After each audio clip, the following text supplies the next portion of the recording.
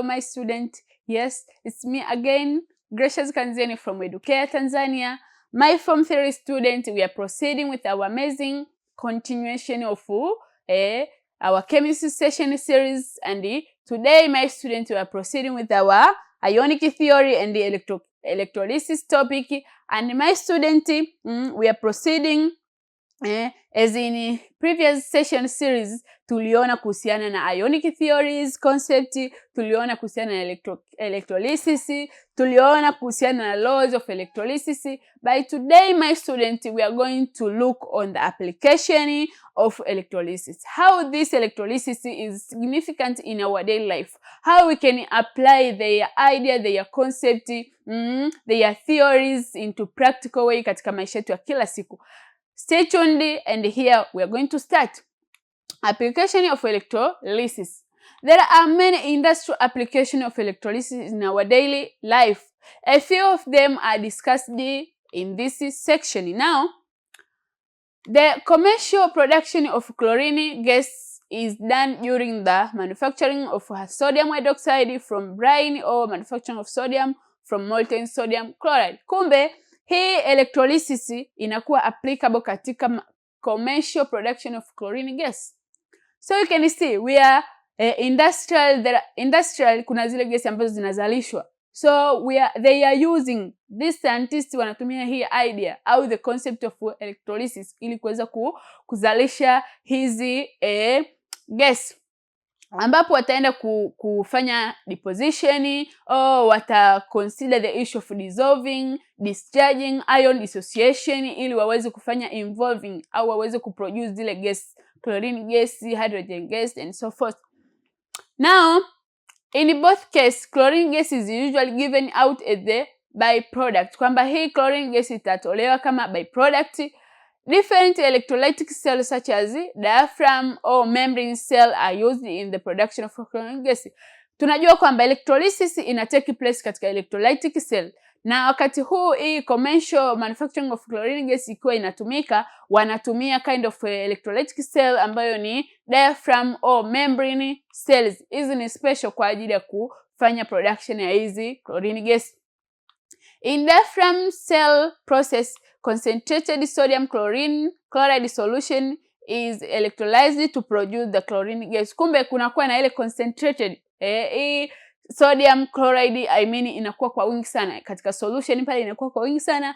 The purpose is in order to produce, or finally ili kufanya electrolyze, kutoa ile nini, chlorine gas at the anode, na inatokea katika anode simply because the chlorine is negative charged ion, so it will move toward the anode, which is in left side of our electrolytic cell. When the sodium hydroxide, which is caustic soda in other name, chemical name of this sodium hydroxide is caustic soda.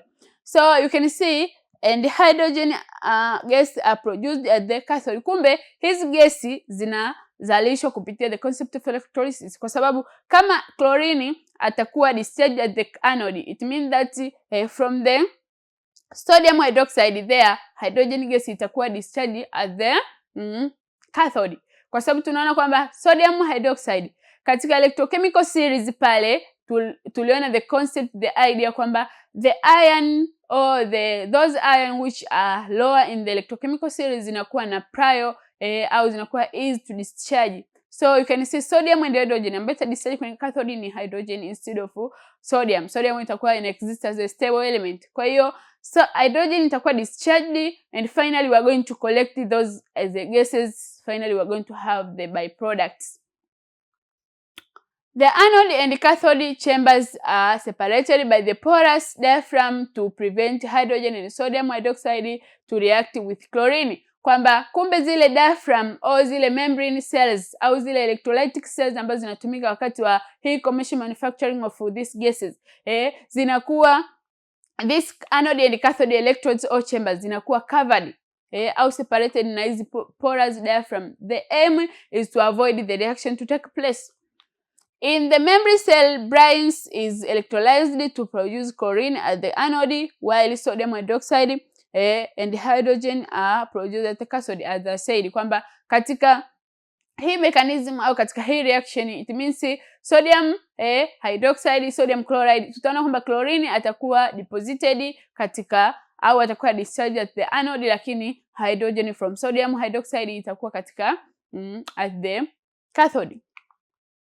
But also an ion selective membrane prevents the reaction between chlorine gas with the either hydrogen gas or sodium hydroxide. Kumbe kuna hizi pia ion ambazo ni selective ions, kwamba zenyewe inakuwa ni ion selective membranes, nakuwa kama sehemu pia zinakuwa coated there katika zile diaphragms. So the aim ni kuprevent reaction iliyoko katika chlorine gas ambayo inatakiwa itolewe kama byproduct vile vile with the hydrogen gas au sodium hydroxide. Now so the first application of electrolysis is for commercial manufacturing of chlorine gases and the hydrogen gas. But another is purification of copper. Here we are talking all about purifying, refining of copper. Kwamba copper is refined through electrolysis of acidified copper 2 sulfate solution. Kwamba kumbe copper inakuwa refined katika electrolysis ya acid solution ambayo ni ya copper 2 sulfate.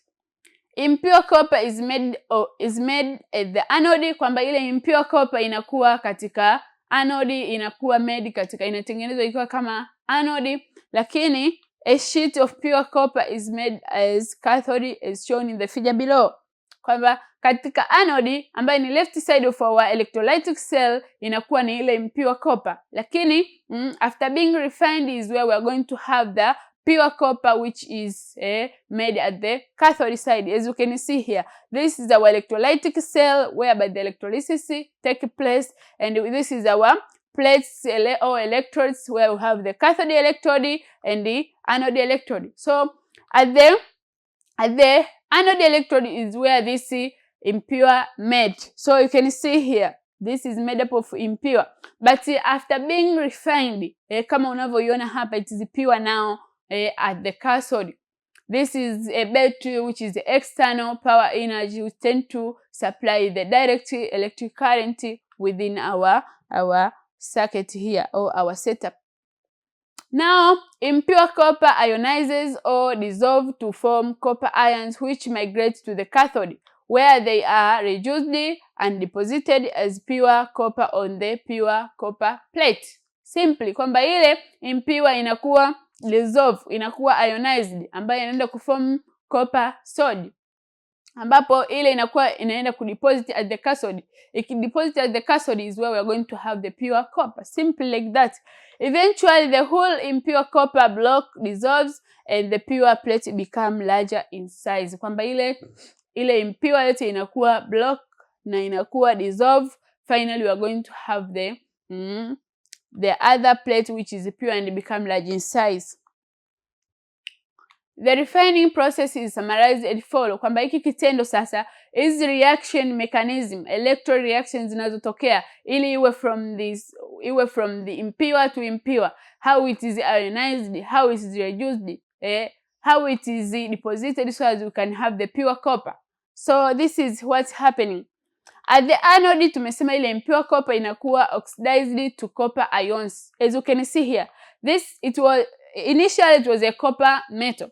So this copper metal is oxidized or ionized, so as you can have the copper ions ambayo inakuwa katika solution. Sasa hapa ina maana ita dissolve. Those impures zita block, zita dissolve. And this is what's happening at the anode. Kwamba copper metal ina ionized or oxidized into copper ions ambayo inakuwa katika aqueous solution. So here is a simple electron reaction ambayo ina take place. At the cathode here, copper ion now inakuwa discharged or another way inakuwa reduced. Reduction process ina take place ambayo hii copper ikuwa reduced inakuwa reduced into copper metal. So you can see this is copper ion ambayo inakuwa katika solution inaenda inakuwa reduced to copper metal, ambapo hii copper metal here now will be the pure copper at the cathode. Hiyo ndio purification of copper inavyotokea. So that is why tunasema kwamba the electrolysis is applicable or is very important in our daily life. Now another importance or another application of electrolysis is electroplating.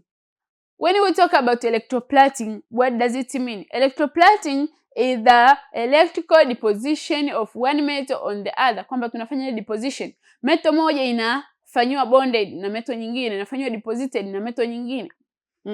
Kwamba in electroplating a cheaper metal is usually coated with more expensive metal. Ile metal ambayo inakuwa kwenye risk, ile metal ambayo inakuwa ni very cheaper, ipo ni rahisi kupata kutu, ni rahisi kuvunjika, ni rahisi kuwa broken au kuwa damaged with any materials. So inakuwa coated, inafanywa electroplating with other metal so as to enhance it their long span. The purpose of electroplating is to protect the metal being electroplated from corrosion or rusting. Tunavyoongelea corrosion ile damage ya ile substance. Kama unakuta labda ni chuma, ni nini. So the aim of electroplating ni kuavoid hizo corrosion, vile rusting. For instance, the iron material. Tunaona mabati, iron sheet. Mabati yale kama hajafanywa coating na other metal yanapata kutu, na akipata kutu kinachotokea ni inakuwa damage, high exist for long time, inaondoa ile attractive mvuto, tough run. So the aim of electroplating is to ensure that we prevent the metal from being being corroded, but also from being rusted. Also decorate it, kwamba tuna yalemba yani mvuto mzuri, or improve its appearance, au ule muonekano wake uonekane vizuri, kuboresha ule muonekano wake unaonekana vizuri. Unaona pale the iron sheet imepakwa rangi, imekuwa coated with other metal, imefanywa electroplating, mvuto, inakuwa na mvuto. Okay, electroplating is used to make ornament, kutengeneza mapambo, such as rings, kwamba zile rings tunazovaa, mnavaa mikufu, vitu gani? Earring, hereni, bangles and wrist watches to appear as if they are made of gold or silver. So unaona mikanda viunoni ile, unakuta umepakwa rangi, umekuwa coated. Some of watch zimekuwa, ukiona hivi you can see appear like a silver, a certain things like gold. Kumbe imefanywa coating. Material zile cheaper metals au cheaper substance inakuwa coated with the expensive one. Kwa hiyo ikifanywa coating ya gold is where it become good, appearance inakuwa nzuri, attractive. So this is how electroplating inavyo-take place, na hii ni concept yote ya electrolysis. Kumbe electrolysis, ionic theory and electrolysis is very important in our daily life, kwa sababu matumizi yake kama haya, na hivi vitu vyote vinafanyika na vinatokea kwenye maisha yetu kila siku. Also electroplated within the chromium. During the electroplating process, the anode is usually made of plating metal, while the object to be plated is made at the cathode. Kwamba ile material ambayo inatakiwa ifanywe electroplating inakuwa the anode, lakini ile ambayo inatokea baada ya kufanywa electroplating inatokea at the cathode, kama tulivyoona kule kwenye copper, impure and pure. Ile ambayo ni impure ilikuwa the anode, lakini baada ya kudissolve, kufanyaje, kuwa ionized, what and so forth, tukapata pure ambayo inakuwa katika cathode. The electrolyte that is used should be a salt solution of the plating metal. Ile plating metal solution ambayo inatakiwa itumike pale ili kuallow ile current take place, inatakiwa katika salt solution.